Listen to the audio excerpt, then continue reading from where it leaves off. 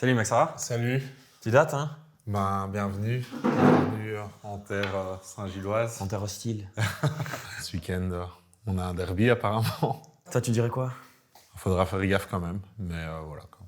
Qui doit faire gaffe? Vous? Nous? Ah Non, franchement, il faudra que... Dans un derby, il faut toujours faire gaffe. Merci chef. Merci. Santé. Santé, Un bon derby un bruxellois. direct et un bon derby. L'Union Saint-Gilloise peut-elle encore devenir championne cette saison? Je crois qu'il faut pas lâcher. Et je pense sincèrement que l'Union a plus de chances d'aller chercher un titre paradoxalement maintenant dans cette position de chasseur que les dernières années. Et surtout maintenant, tu as des joueurs qui savent c'est quoi la pression des playoffs, ce qui a un peu fait mal. Tu as Genk qui est le favori, mais qui n'est pas non plus comment je veux dire, un grand gagnant. Ouais. On va dire ça comme ça. Et Bruges qui laisse quelques plumes. Ils ont failli lâcher quelques plumes le week-end dernier. Je pense que l'année dernière, on a mal géré le coup. Je pense qu'on a mal géré la pression. Avec autant de points d'avance, c'était une position assez confortable avec la division des points. Mais débuter par un 0 sur 12, c'est quand même assez fatal pour pouvoir envier quelque chose. Et puis voilà, t'as plus de pression. Or que là, on a quand même des joueurs qui ont quand même cette expérience des titres ratés. On a quand même 3-4 joueurs qui sont dans cet effectif-là, qui connaissent cette pression et qui ont surtout faim, je pense, de vouloir montrer à tout le monde que voilà, c'est pas par hasard qu'on figure à cette place-là durant ces années précédentes, quoi. Alors, l'honneur de la ville, ça compte plus que 3 points? Oui. Je dirais oui, parce que là, ces dernières années, on est quand même, sportivement parlant, j'ai aucun souci à le dire qu'Anderlecht voilà, est la meilleure équipe en nombre de titres. Mais voilà, sur ces dernières années, il n'y a pas photo. Bruxelles est jaune et bleu, quoi. Au-delà de réussir ses PO, au-delà d'aller chercher l'Europe, au-delà de battre un concurrent, tu as une fierté à aller chercher, tu as un honneur à retrouver chez tes supporters qui s'identifient à Bruxelles. Anderlecht, ça a toujours été Bruxelles, ça a été l'emblème de Bruxelles pendant de nombreuses années, que ce soit à l'échelle nationale ou européenne. Nous devons assumer ce titre et à un moment assumer le fait de devoir être le grand frère et Ouais, tout à fait. de retrouver cette fierté. Donc oui, évidemment. Je te corrige, le grand frère, Ouais. écoute, c'est nous les grands frères. Hein. Avant vos titres, on en avait déjà pas mal. Oui, écoute. Non, mais ici, Anderlecht serait beaucoup plus proche et montrerait quand même une autre manière de jouer que cet enfer. Enfin, il y aurait une plus d'animosité autour de ce match. Je suis content quand les autres clubs bruxellois réussissent. Pas forcément. En Europe, oui. Voilà, je suis pas contre une victoire d'Anderlecht, mais quand on joue le championnat belge, non, clairement pas. ça m'importe peu si Anderlecht gagne et s'ils perdent. Je vais pas jouer le mec super sympa qui dit que je suis content quand Anderlecht gagne. Non, pas du tout. Ben, moi, je te suis plus ou moins hein, quand c'est l'Europe, mais ça, c'est pas seulement un club bruxellois, c'est la Belgique, tout le monde y gagne d'une certaine façon. Je vais pas non plus dire que je supportais le club de Bruges lors de leur parcours européen, mais on crache pas dans la soupe. La rivalité semble moins intense parce que l'Union gagne tout le temps. Je dirais pas que c'est ça, je dirais plus que la rivalité arrive au mauvais moment. Je pense que si jamais l'Union avait fait un parcours normal, on va dire, enfin normal, plus à l'avantage d'Anderlecht, on va dire, ça aurait été un derby normal, comme Anderlecht affronte un Genk, affronte Gand, une grosse équipe, il faut se préparer. Il y a un petit derby comme contre le RWDM. Je pense pas qu'il y aurait eu une grosse ferveur, donc d'une certaine façon, ça a pu créer une nouvelle rivalité, si je peux dire ça comme ça. Maintenant, ce serait bien si ça se rééquilibrait un peu, quoi. Ouais, je pense. Mais je dirais même tant mieux pour le football belge qu'il y a eu qu'il y a un nouveau club qui est arrivé au top du football belge. Ce qui est assez impressionnant, en fait, c'est que vous avez la mentalité d'un petit club qui doit survivre en Pro League, mais avec les résultats d'un gros club.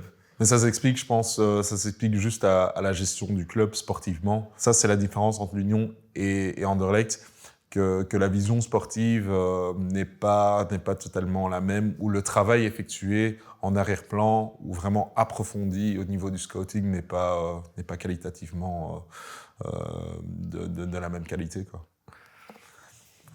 Les problèmes d'Anderlecht vont au-delà des joueurs et du coach.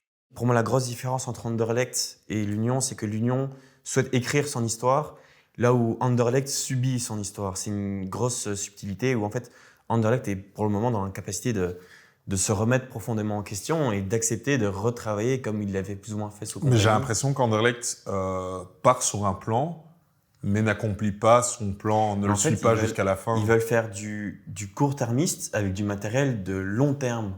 Et donc oui, tu pourras jamais demander à un Non. jeune qui arrive à 19 ans du Danemark de oui, bah maintenant tu seras un titulaire et tu vas jouer un derby contre l'Union. C'est des joueurs qui sont venus de votre côté, qui sont en prêt, mais qui n'ont forcément peut-être pas rien à foutre, on va dire. Ils partent l'année prochaine, bah, c'est pas nécessairement leur souci d'où le club va arriver en fin de saison. Tu ne peux plus demander à Anderlecht de dominer comme il le faisait avant. Mais pourquoi pas? Parce que t'as le club de Bruges qui domine, qui est un grand club, mais le club de domine. Bruges s'est remis en question.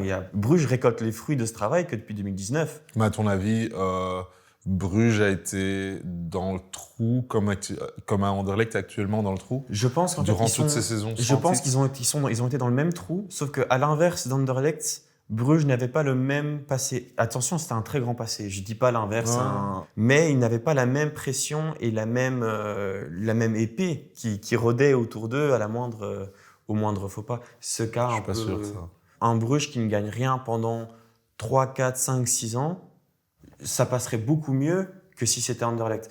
Mais attention, on part sur la 8e année sans titre, hein, j'avoue. On peut prendre la saison passée où on a quasi joué le titre toute la saison. Mais nous, on était plus fort que vous l'année dernière. Bien sûr, mais je savais qu'en PO, ça allait craquer. Peut-on être fan de deux clubs? Beaucoup de supporters de l'Union ont un passé anderlechtois, j'en connais pas mal. Mais voilà, je pense qu'à ce moment-là, on se décide. Moi, en l'occurrence, j'ai pas honte de le dire et je l'ai déjà dit plusieurs fois. Quand l'Union était en division inférieure, même si j'ai joué pour ce club, j'avais un club que je supportais en première division. Pour moi, c'était Bruges, mais je me suis rendu compte que voilà, je regardais beaucoup plus. J'avais une passion pour l'Union qui était indescriptible. La passion que tu as ou l'amour que tu donnes à un club, ça peut pas être à point d'égalité avec un autre, donc je dirais plutôt non. L'Union Saint-Gilloise est actuellement le club le mieux géré de Belgique. Je dirais non. Pour moi, ça reste le club de Bruges. Je mettrais quand même une petite croix sur le projet unioniste. C'est que parfois, je pense que ça tarde un peu à passer un step. Je sais que beaucoup de supporters aimeraient aussi à un moment que l'Union accepte son rôle de grande équipe qui joue des grands matchs. Je peux te suivre sur le club de Bruges, mais je dirais que l'Union est le meilleur club géré en Belgique parce que avec les moyens qu'on a, le moindre moyen qu'on a par rapport au club de Bruges qui a la liberté de dépenser pour un Yaremchuk, je sais pas c'était combien, 17 millions et que ça a été un flop total. Je vois pas l'Union le faire. Tu trouves pas justement le fait que Bruges puisse se permettre de faire un flop à 17 millions et en même temps ça ne change strictement rien à leur planification parce que tout est prévu à l'avance, tu as le droit à une marge d'erreur qui est fantastique. Un club comme l'Union qui a pas de centre d'entraînement à Bruxelles, qui a pas encore de stade établi, on perd pas mal d'argent sans avoir des business sites ou avec voilà. la possible reconstruction du stade. Voilà. Donc tant que je pense qu'on va se manifester en tant que poids lourd du championnat belge au moment où le stade sera signé. Est-ce que Anderlecht, donc de ton point de vue, est mon plus grand rival? Plus grand rival, non. Sportivement parlant, ces dernières années, non. Je pense que pour nous, c'est quand même le club de Bruges. C'est vraiment des matchs qui ont été plus intensifs et plus vécus qu'un derby contre Anderlecht, je veux dire. Le rival d'Anderlecht, c'est Bruges. En fait, c'est d'un point de vue tout, en fait, d'un point de vue football, d'un point de vue politique, historique, tout ce que tu es sportif. Ça a toujours été Anderlecht Bruges, je crois que ça restera toujours le match. On se rapproche à un peu, gagner. non? Maintenant, je vais pas te mentir que 6-7 défaites de suite, ça fait mal. Maintenant, pour être tout à fait honnête, si on avait perdu ces 6-7 matchs face à Gand, il y aurait la même animosité que j'ai à l'égard de l'Union envers Gand. L'ultime question. Constituer un 11 composé des deux équipes. Ok. Ça va être difficile. On commence... Par le gardien, donc entre Maurice et Kouzmans, je valoriserais plus Kouzmans car lui a plus été abandonné à mon sens par son équipe que notre cher Maurice. Ça me fait mal au cœur, mais je sais qu'il y aura beaucoup plus d'unionistes dans cette équipe, donc je te le laisse. Donc défense centrale, on peut peut-être directement partir sur ta charnière, je sais pas. Machida, Burgess. Moi, je dois avouer que Malexter, je suis pas un très grand fan. Je trouve que c'est pas un très très bon défenseur. Ouf. C'est un autre. Je t'invite à venir voir. Back gauche. Moi, si je devais partir à gauche, peut-être que tu ne seras pas d'accord, mais sincèrement, j'aime beaucoup la saison d'Ndiaye à Anderlecht. C'est un joueur que je trouve qui a passé un gros step défensivement.